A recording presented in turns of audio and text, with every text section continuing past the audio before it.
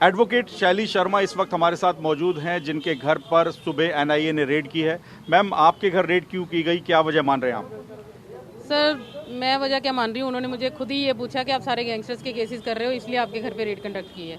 Sir, वकील होता है, उसने केसेस करने हैं, केसेस लेने हैं और उसने उनको डिफेंड करना है। इसका मतलब ये नहीं है या तो फिर लॉ ही हटा दो या तो सीधा कहो कि हम जिसको अरेस्ट कर रहे हैं हमने जेल में डालना है, हम यही करेंगे और चाहे झूठे एविडेंस बनाएं या कुछ भी करें, हमें कोई चैलेंज ना करो। मेरा काम था ईमानदारी से करने का, क्रॉस करती हूँ, अच्छे से करती हूँ कोर्ट में, इनका डॉक्यूमेंट्री एविडेंस जहाँ पे इनके लूप होल्स होते हैं वो करती हूँ। सर, 18 साल की वकालत होगी, आज दिन तक एक केस नहीं हारी, शायद ये मेरा रीज़न था। तो किन किन गैंगस्टर्स के केस हैं मैम आपके पास? सर, ऑलमोस्ट काफ़ी गैंगस्टर्स के केसेस हैं, उन सारे सिद्धू मूसेवाला केस, संदीप नंगल, अंबिया, जो ग्रुप से लगे हैं, Sukha Kahlwan case, Nabha jail break, NIA के केसेस, जो RC 38,532 किलो हेरोइन होगी, रंजीत चीता, सबके केसेस हैं। जो मोहाली इंटेलिजेंस हेडक्वार्टर पे हमला हुआ था आरपीजी का, वो भी आपके पास? RPG अटैक भी मेरे पास ही है सर। जग्गू भगवानपुरिया का केस भी आपके पास? मेरे पास है सर। तो आप मानते हैं मैम इसी वजह से आपके ऊपर ही रेड की गई, और क्या आपसे सामान को कुछ मिला? मतलब बड़ा इररेलेवेंट सा रीजन है ये कि आप एक लॉयर को टारगेट कर रहे हो क्योंकि उसके पास डिफरेंट गैंग्स के केसेस आ रहे हैं।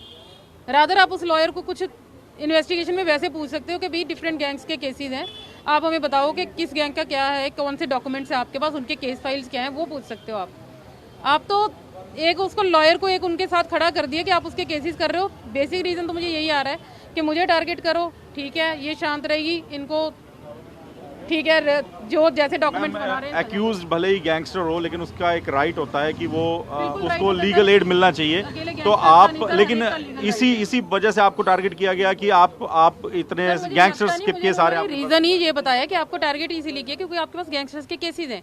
पूरे 3.5 घंटे में सर्च के अलावा मेरे पास एक ही बार क्वेरी आई है कि आपके पास सारे गैंगस्टर्स के केसेस क्यों हैं। तो आपसे कुछ डॉक्यूमेंट्स मिले उनको?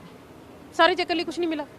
लैपटॉप चेक कर ली, सब कुछ चेक किया उन्होंने, एवरीथिंग, कुछ नहीं मिला। आपके फोन जब्त कर लिए गए? मेरे फोन जब्त किए, फिर उनको नहीं मिला, कहते हम आपके फोन ले जाना चाह रहे हैं। मैंने उसमें भी एजिटेट नहीं किया, आपको लेके जाने लेके जाओ, आप चेक करो जो आपको लगता है। अब आपको ऐसा लगता है कि फोन में कुछ है तो अब देख लो।